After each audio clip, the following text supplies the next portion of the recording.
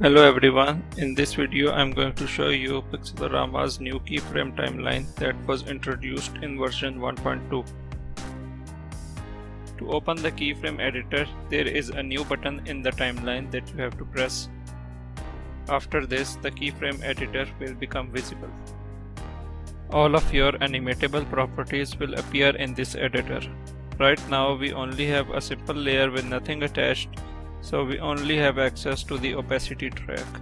But more tracks will be added once you add layer effects. To add keyframes, simply right-click on any of the tracks and choose Insert Keyframe.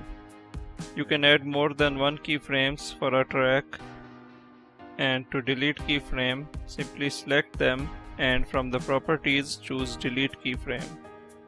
Let us animate our scene using this keyframe timeline. First of all, we make many frames, then add effects. For example, I want to animate these clouds, so I add the offset effect. I also wanted to animate the sun, so I added an offset effect to it as well. I should also rename the layer so it is more clear which layer is which. Now when we switch back to the keyframe timeline, notice that new tracks have been added that are related to our effects. We can now animate these tracks by adding keyframes to the starting point and at the ending point.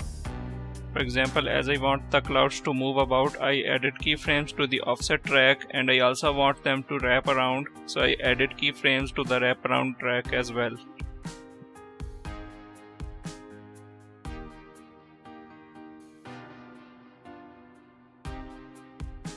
Now when I play the animation, notice how the clouds are animating nicely.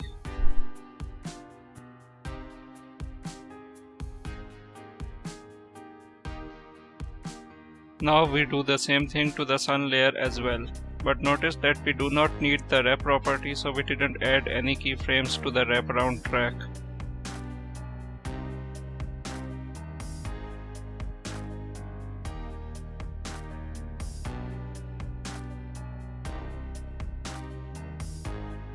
After animating the sun, I should go ahead and animate the brightness of background layer as well so that it appears to be sunset.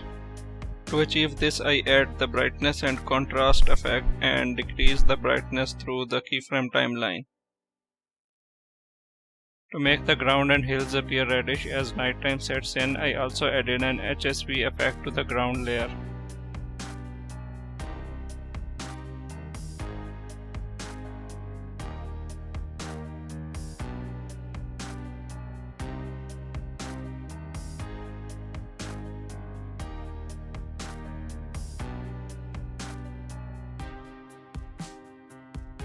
I should also change the opacity of clouds as the scene shifts to nighttime.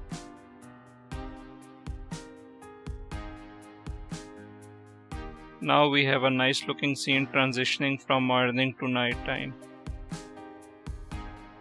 That is it for this tutorial. If you enjoyed it, please like and subscribe, and hope we will meet in the next video.